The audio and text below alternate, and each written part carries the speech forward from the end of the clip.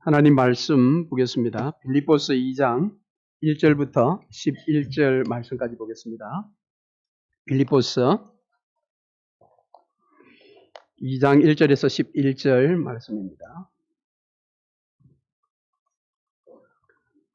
제가 봉독하겠습니다.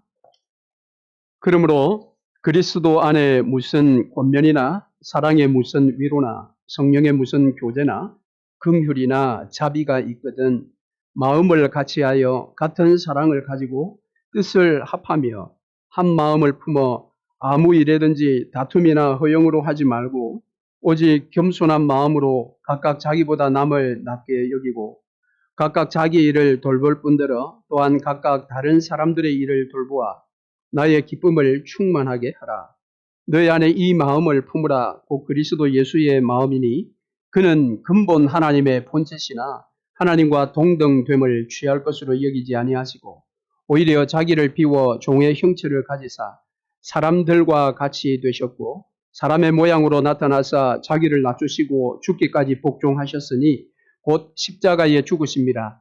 이러므로 하나님이 그를 지극히 높여 모든 이름 위에 뛰어난 이름을 주사 하늘에 있는 자들과 땅에 있는 자들과 땅 아래에 있는 자들로 모든 무릎을 예수의 이름에 꿇게 하시고 모든 입으로 예수 그리스도를 주라 시인하여 하나님 아버지께 영광을 돌리게 하셨느니라. 아멘.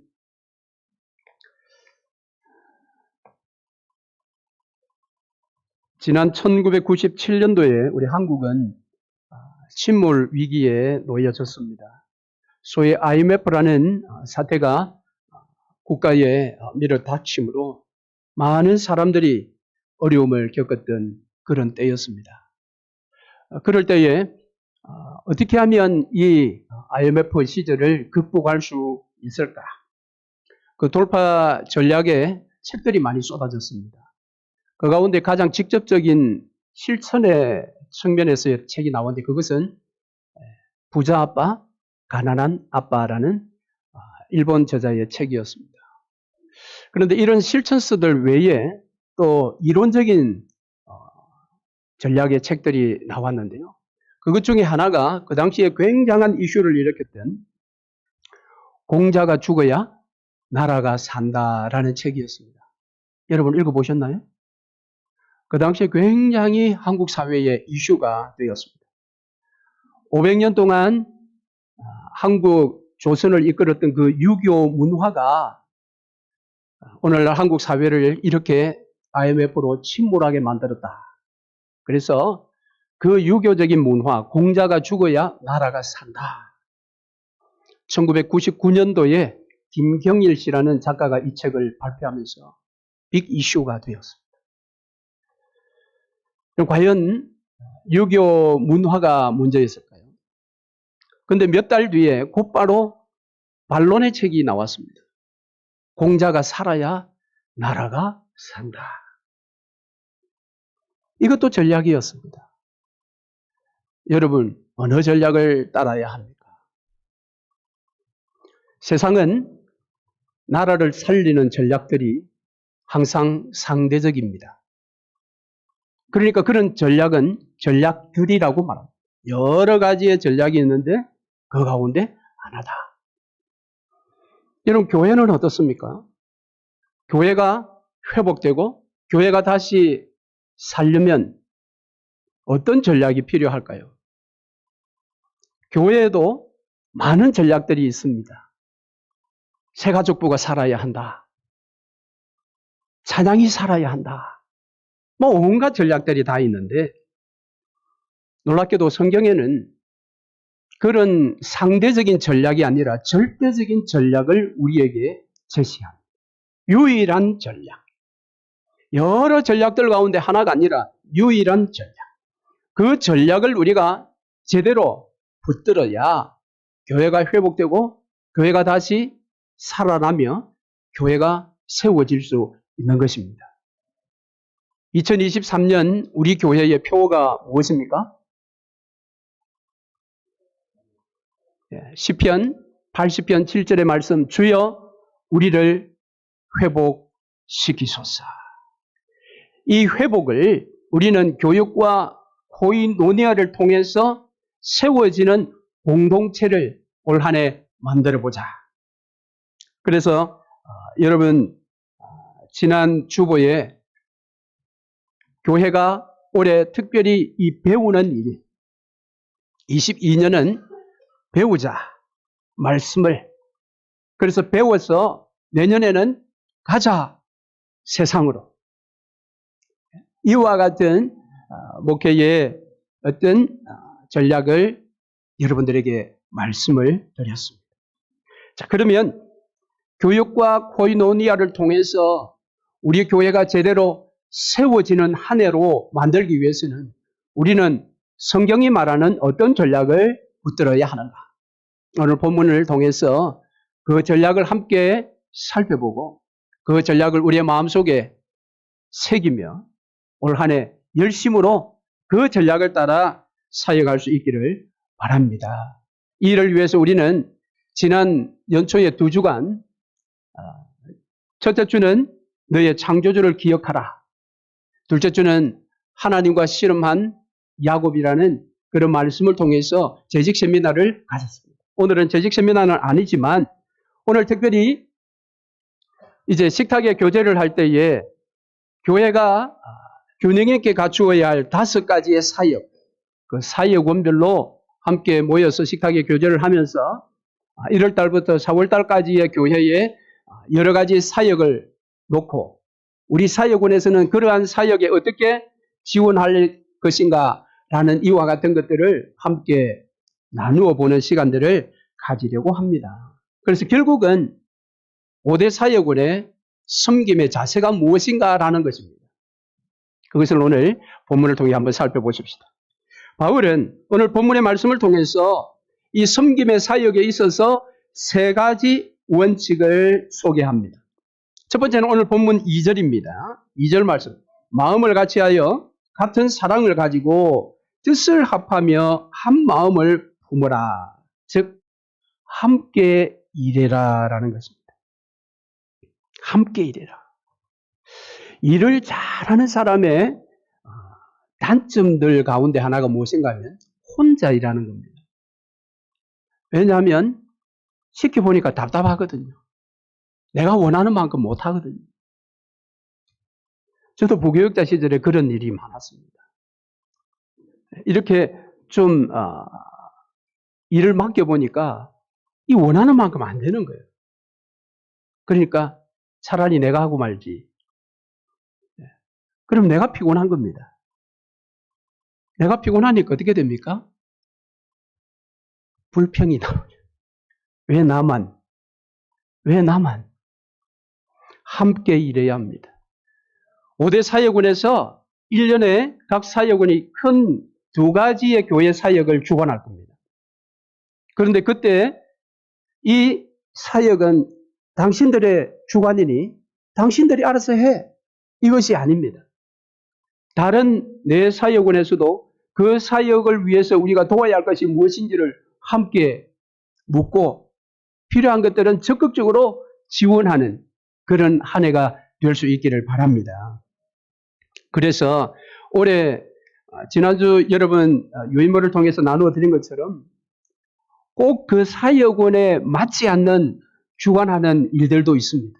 예배 사역원이 해야 할 만한 일인데 섬김 사역원에서 하는 일들이 있어요.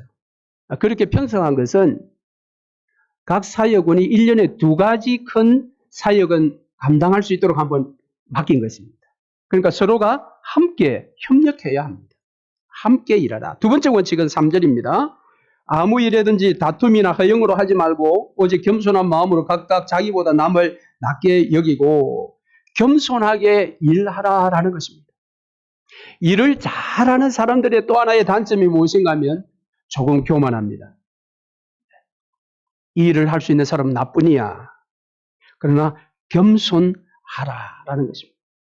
올 한 해 누군가 그 일을 맡아서 할 때에 좀 부족한 점이 보인다 할지라도 비난하거나 그렇게 지적할 것이 아니라 어떻게 하면 그 부족한 사람을 내가 도와줄까를 생각하는 그러한 겸손의 자세.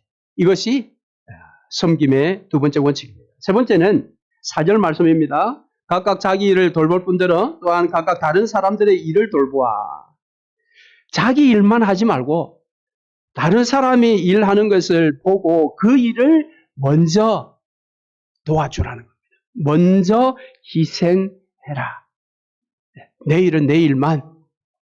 그것도 중요합니다만은 다른 사람의 일을 돌아보아서 그들을 위해서 내가 도와야 할 것이 무엇인지 그것을 찾아서 행하는, 먼저 희생해라. 이 세 가지 원칙을 이제 제시를 합니다. 그런데 이 세 가지 원칙을 제시할 수 있었던 이 배경이 있습니다.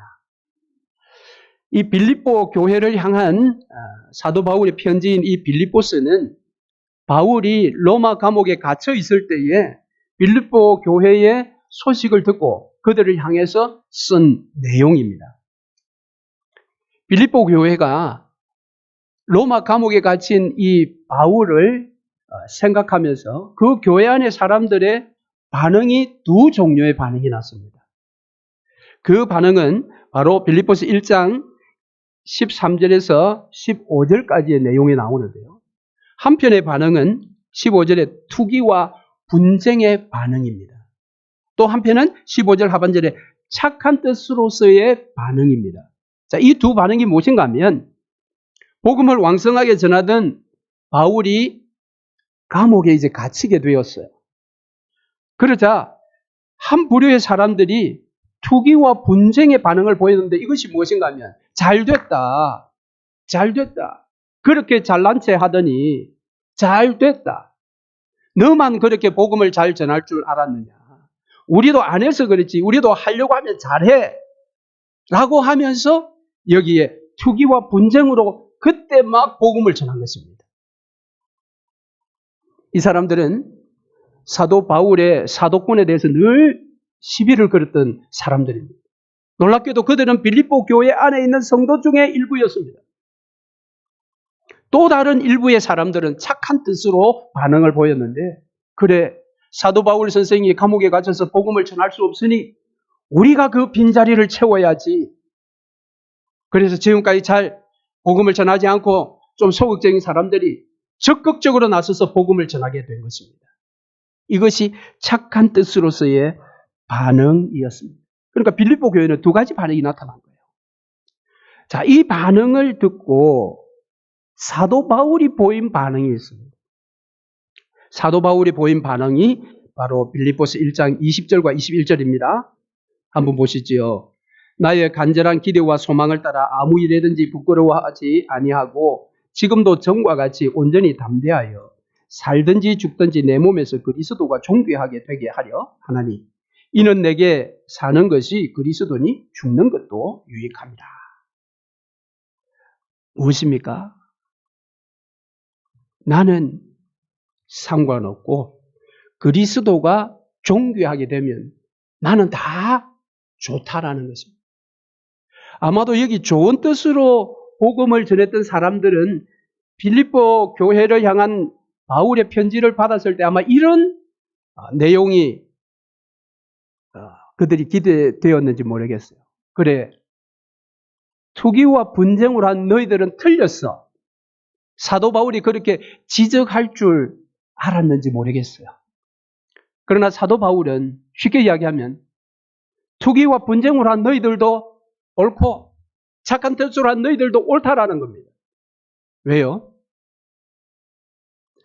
그리스도가 존귀하게 되면 어느 편으로 복음을 전하든지 복음 전하는 일은 옳다라는 것입니다.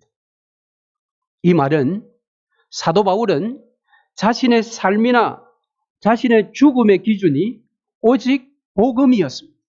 복음이 온전하게 전해져서 그리스도가 존귀하게 되면 나는 상관없다라는 것입니다. 오히려 그것은 기쁨이라는 것입니다. 여러분 어떻습니까? 여러분의 삶의 기준은 무엇입니까? 여러분의 죽음의 기준은 무엇입니까? 대부분의 사람들이 삶과 죽음의 기준을 자기에게 두고 있습니다. 사람은 본능적으로 이기적인 존재입니다. 나만 아니면 돼. 그거 아닙니까? 복음을 전하는 일에 있어서도 복음이 기준이 되는 것이 아니라 자기가 기준이 되는 거예요. 내가 복음을 전함으로 내가 복을 받는 것이고, 내가 복음을 전함으로 내 마음이 시원하게 되는 것이고, 자기 기준입니다. 이기적인. 그러나 사도 바울은 자기가 기준이 아니었습니다. 내가 비록 감옥에 갇혀서 이대로 죽는다 할지라도 내가 기준이 아니기에 투기와 분쟁으로 복음을 전하든 착한 뜻으로 복음을 전하든 복음이 전해지고 그 가운데서 그리스도만 존귀하게 여겨지면 나는 살아도 죽어도 괜찮다.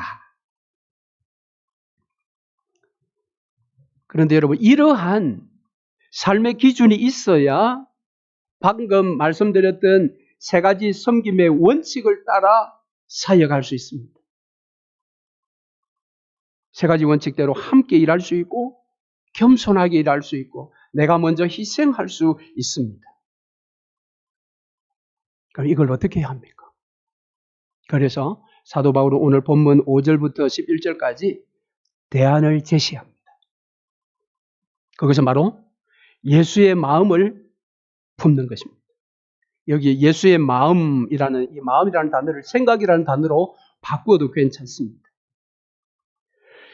예수의 마음, 예수의 생각, 곧 그 내용은 5절부터 11절까지인데 이것은 교회 사회에 있어서 가장 아름다운 문구입니다. 왜 그렇습니까? 예수 그리스도의 낮아지심과 예수 그리스도의 높아지심이기 때문에 그렇습니다.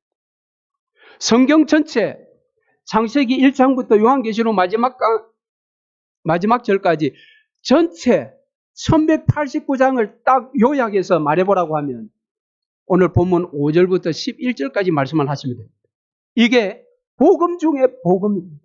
예수 그리스도의 낮아지심, 성육신, 하나님과 동등한 본체시지만 그는 그 본체를 따라 행하지 아니하시고 오히려 낮아지시고 종의 형체, 인간의 몸을 입으신 성육신, 그리고 이 땅에서 사역을 하시다가 아버지 하나님께서 십자가에 자신이 죽는 것을 원하시는 그 뜻에 전적으로 순종하여 나의 원함이 아니라 아버지의 뜻대로 하옵소서라고 기도하시며 십자가에 올라가셔서 죽으셨던 그의 낮아지심. 그런데 아들의 낮아지심에 대해서 아버지는 어떻게 반응을 보이셨습니까? 성부 하나님께서는 그를 다시 3일 만에 살리심으로 모든 자들의 이름 위에 뛰어난 이름, 즉 모든 자들로부터 주라 시인하도록 만드셨다. 할렐루야. 그러니까 이 놀라운 예수 그리스도의 낮아지심과 높아지심, 이것을 조직 신학에서는 기독론이나 그렇게 이야기합니다. 기독론. 그런데 이 기독론은 지금 사도 바울이 대안으로 제시하는 거예요. 기독론은 우리 인간에 무엇에 필요합니까? 우리 인간의 구원에 필요한 거예요. 그러니까 대부분은 이 기독론을 우리의 구원론에 적용을 합니다. 그래, 예수님의 낮아지심과 높아지심을 내가 믿기에 나는 구원받았어 라는 구원론에 적용하고 끝나는 경우가 너무 많습니다. 그런데 놀랍게도 오늘 사도 바울은 그 예수 그리스도의 낮아지심과 높아지심의 이 기독론을 구원론에서 끝내지 말고 너의 삶 성화론에까지 적용하라는 겁니다. 우리가 구원받았으면 범사에 그에게까지 자라가는 성화의 시간을 가지지 않습니까? 육신의 죽음이 끝나는 그날까지 성화의 시간을 보내어야 해요. 그 성화의 시간을 보낼 때에 이 기독론을 적용하라는 것입니다. 기독론을 적용하라. 그러면 이 기독론을 구원론에 적용하면 구원의 확신이죠. 아, 나는 이제 천국 백성 되었어. 하나님의 자녀 되었어. 거기에 기쁨으로 들어가는 것입니다. 그럼 이것을 성화론에 적용하면 어떻게 적용할 수 있어요? 어떻게 하는 것입니까? 이게 가능해야 세 가지 섬김의 원칙의 삶을 살아낼 수 있어요. 자, 바울이 이야기하는 것은 주인을 바꾸라는 것입니다. 만입이 예수를 주라 시인하게 만들었다. 여러분의 주인은 누구십니까? 예수 그리스도가 맞으십니까? 맞는지 안 맞는지 곧 한번 검사를 해보겠습니다. 여러분, 오늘날 성도들이 교회를 섬기면서 주인의식이 많이 사라졌습니다. 제가 이민교회 짧지만 한 7년 봉사를 해보니까 이민교회 여러 가지의 단점 중에 하나가 무엇인가 하면 주인의식이 굉장히 낮습니다. 그래도 한국 교회는 주인의식들이 있어요.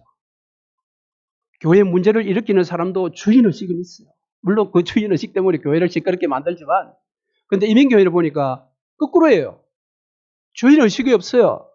언제든지 나는 떠날 수 있다. 보따리 다 사서 가지고 있어요. 제가 7년 동안 겪어보니까 그렇더라고요. 갈 때도 말없이 갑니다. 그냥. 사정이야 있겠지요. 그런데 여러분, 주인의식은 반드시 필요합니다. 주의 몸된 교회, 피 흘려 값주고 사신 교회를 내가 섬길 때 이 주인의식이 없으면 떨어져 있는 주보 하나 눈에 안 들어와요. 다 나갔는데 교회당에 불 켜져 있는 거 눈에 안 들어와요. 제가 부교육자 때 여러 교회를 거쳤지만 일산에서 한 7년 정도 섬겼던 적이 있습니다. 그때 제가 섬겼을 때 그 교회가 작년 출석이 주일날 5,000명 가까이 되었어요. 그런데 이제 대학원 다닐 때 친하게 지냈던 그 형님 목사님은 밀양 시골에 담임 목사를 하고 있었어요. 그 한 번씩 이제 통화를 하면 끝에 가면 그런 이야기를 합니다. 야, 큰 교회 수석 부목사라고 너무 그래 재지 마라. 그 큰 교회 부목사 아무것도 아니다. 작지만 개척이나 시골 교회 담임 목사하고 큰 교회 부목사하고는 생각 자체가 다르다라는. 그때는 잘 이해가 안 됐죠. 왜냐하면 그 형님은 성도들 작년 성도 기획해봐야 한 20, 30명. 저는 그때 한 교구만 맡았는데도 한 500명의 성도들을 섬겼습니다. 근데 제가 정말 부산으로 담임대에서 내려가 보니까 그 형님 목사님이 말했던 게 뭐다라는 걸 깨닫게 되더라고요. 뭐냐면 담임이 되었을 때는 성도들이 어떤 일이 생겼다고 하면 그분이 교회에 유력한 성도든지 유력하지 않은 성도든지 그 소식을 들으면 가슴이 철렁해요. 고신성 목사님 그 이야기할 때 새벽기도 안 나오는 분이 새벽기도 나오면 가슴이 철렁하다 하는 것처럼 그런 것만 봐도 가슴이 철렁한 거예요. 그런데 그 대형 교회에 부목사 7년 할 때는 가슴 철렁거리지 않았습니다. 왜? 가슴 철렁거릴 분은 다른 분이 계시니까.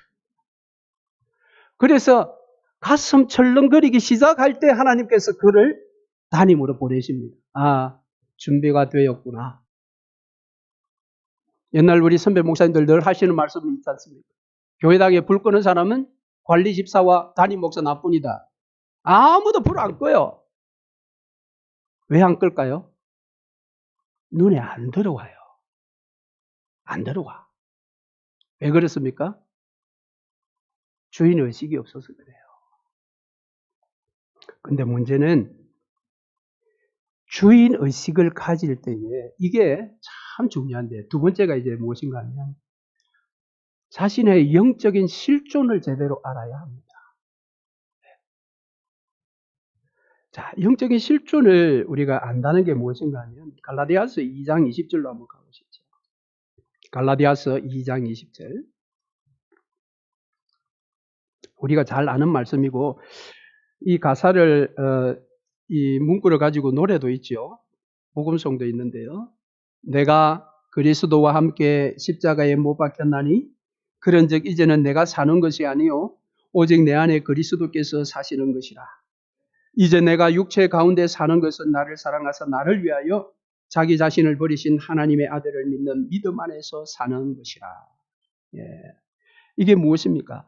주인 바꾸기를 할 때 올바른 주인 바꾸기는 뭐냐면 내가 죽었다라는 거예요. 내가 죽고 내 안에 예수가 산다라는 것을 고백하는 것입니다. 이게 진실한 고백이 되어야 주인 바꾸기가 가능합니다. 앞서 말씀드린 것처럼 교회의 주인의식 가지신 분이 교회의 문제의 근원이 되는 경우가 왜 그렇습니까? 주인의식이 있되 그 주인이 예수가 아니라 자기가 주인이니까 교회의 문제가 되는 거죠. 그래서 그런 분들이 종종 그렇게 이야기하죠. 목사님, 내가 죽지 못해서 문제입니다. 여러분 그런 이야기 해본 적 없으십니까? 내가 죽어야지. 우리 교회는 내가 문제야. 우리 구역에는 내가 문제야. 어떤 분은 우리 가정에는 내가 문제야. 내가 죽어야 되는데. 죽어야 된다 이 말은 지금 죽은 거예요? 산 거예요? 산 거지. 그러니까 2000년 전에 예수께서 십자가에 못 박혀 죽으셨다. 그때 나도 죽었다. 사도 바울이 오늘 갈라디아서 2장 20절에서 말하지만은 로마서 6장 4절에서 6절까지 거기에서 분명하게 말하고 있어요. 예수께서 십자가에 달려 죽으실 때 나도 함께 거기에 달려서 죽었고 예수께서 살아나셨을 때 나도 함께 살아났다고 로마서 6장에서 정확하게 이야기합니다. 그런데 우리는 2000년 전에 십자가에 달려 죽었다가 아니고 죽어가고 있으며 이겁니다. 여러분 지금까지 죽어가고 있지요. 그러니까 내가 못 죽어서 문제입니다. 이렇게 이야기하는 거예요. 그 이야기는 갈라디아서 2장 20절을 제대로 못 믿고 있다는 겁니다. 갈라디아서 2장 20절을 뭐라고 이야기합니까? 그때 죽었다라는 겁니다. 그런데 왜 여러분 죽어야지 합니까? 성경은 분명하게 죽었다고 합니다. 이게 우리의 영적인 실존이에요. 저와 여러분은 죽었습니다. 그 이야기를 오늘 갈라디아서 2장 20절 하반절에 그렇게 이야기하잖아요. 이제 내가 육체 가운데 사는 것은 나를 사랑하사 나를 위하여 자기 자신을 버리신 하나님의 아들을 믿는 믿음 안에서 사는 것이다. 이제 내가 육체 가운데 죽었는데 또 육체 가운데 왜 살아요? 육체 가운데 내가 사는 것은 하나님의 아들, 즉 나를 살리기 위해서 십자가에 죽으신 그 아들을 믿는 믿음으로 사는 것이다. 이 믿음이 뭐냐면 나는 2000년 전에 죽었고 지금 살고 있는 건 내가 아니다. 예수다라는 것입니다. 믿으십니까? 그런데 왜 죽지 못하십니까? 이걸 어떻게 해야 돼요? 그 새해가 되면 우리가 결심하지요. 올해는 내가 제대로 죽으리라. 결단하고 골기까지 합니다. 이마에 이런 거는 두르지는 않지만은 근데 매번 골기만 합니다. 결단만 합니다. 자기가 죽지 않습니다.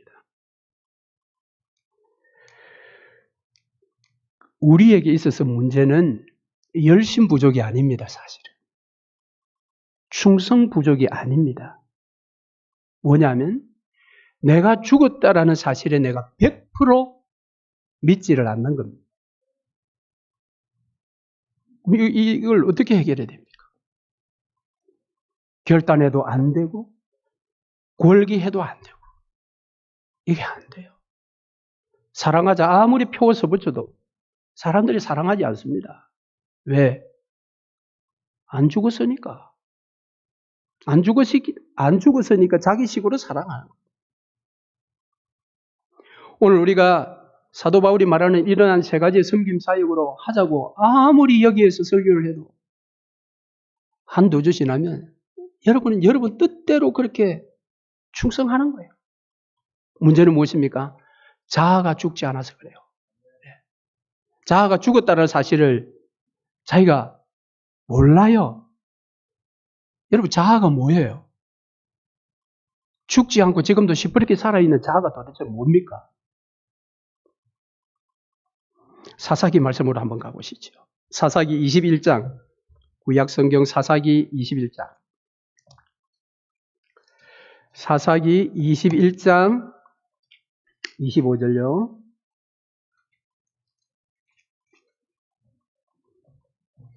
같이 한번 읽겠습니다. 그때에 이스라엘에 왕이 없으므로 사람이 각기 자기의 소견에 옳은 대로 행하였더라. 아멘. 이것이 자아입니다. 자기 뜻대로.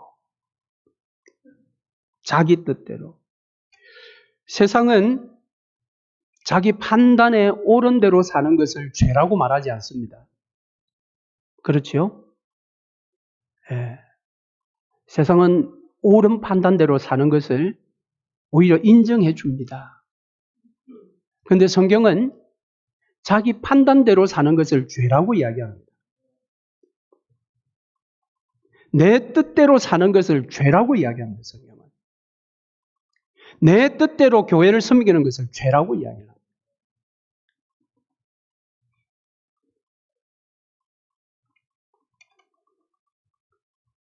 누구 뜻대로 해야 됩니까? 주님의 뜻대로. 주님의 뜻대로. 이걸 이제 하기 위해서는 여러분 결심하고 결단할 것이 아니라 내 영혼에 날마다 신앙 고백을 들려주어야 됩니다. 한충기는 2000년 전에 십자가에 예수가 죽을 때 같이 죽었다. 이 선언을 나에게 계속해서 각인시켜야 됩니다. 나는 죽었다. 나는 죽었다. 이게 안 되면 여러분 아무리 결심하고 결단하고 금식하고 철야해도 안 됩니다.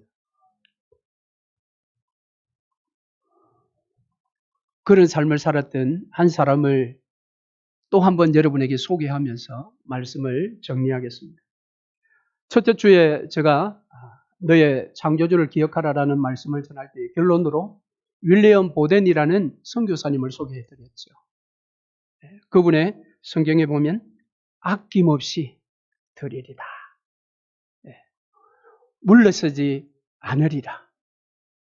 후회하지 않으리라. 25년의 짧은 생애, 그것도 고등학교 3학년 마치고 졸업여행을 갔다가 하나님의 도전을 받고 그가 그 짧은 기간, 한 5, 6년 정도 그의 엑기스의 삶이 저 세 가지 문장인데 그의 성경에는 저 세 가지 문장 전체를 요약하는 또 다른 문장이 하나 있었습니다. 그 문장이 오늘 설교 제목입니다. Not I, but Christ. 저걸 쉽게 설명하면 언제나 나에게는 No, 언제나 예수님에게는 Yes. 여러분 이렇게 사는 자가 내 안에 나는 죽었고 내 안에 예수가 산다라고 노래할 수 있는 자들입니다. 사랑하는 성도 여러분, 올 한 해 사역할 때에 우리도 이 자세를 가질 수 있어야 합니다. 내가 원하는 것, 나의 뜻, 내가 좋아하는 것, 이런 것에는 언제나 무조건적으로 no. 그러나 예수님이 말씀하시면 언제나 yes. 예수님의 생각이라면 무조건 yes. 이런 삶의 기준이 올 한 해 우리가 교회를 섬길 때에 세 가지의 섬김의 원칙 따라 섬길 수 있는 능력을 공급하게 될 것이고 그럴 때에 교회가 회복되고 교회가 다시 세워져서 내년에 주의 지상 명령을 따라 열방을 향해 우리의 발을 옮길 수 있을 것입니다. 사랑하는 성도 여러분, 우리는 죽었습니다. 나는 죽었습니다. 그 사실을 날마다 여러분 선언하고 고백해야 돼요. 그걸 선언해야 합니다. 그 선언이 되지 않은 채 아무리 결심하고 결단해도 안 됩니다. 오늘 그 선언이 우리의 삶에 Not I but Christ 같은 그런 복된 삶으로